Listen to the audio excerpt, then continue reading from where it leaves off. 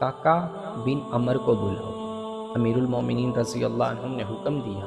تھوڑی دیر بعد گٹھے ہوئے جسم کا ایک قد آور نوجوان خلیفہ کے سامنے آن کھڑا ہوا۔ کاکا امیر المومنین رضی اللہ عنہ نے اس نوجوان سے کہا، خالد کو کمک کی ضرورت ہے، تیاری کرو اور فوراً یمامہ پہنچو اور اس سے کہو کہ میں ہوں تمہاری کمک۔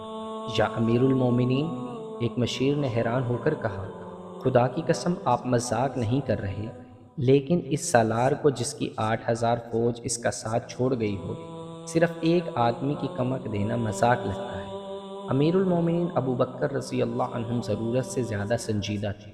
اس نے کاکا بن عمر رضی اللہ عنہ کو سر سے پاؤں تک دیکھا اور سکون کی آہ لے کر بولے، مجاہدین کے جس لشکر میں کاکا جیسا جوان ہوگا وہ لشکر شکست نہیں کھائے گا۔ کاکا اس وقت گھوڑے پر سوار ہوا اور مدینہ سے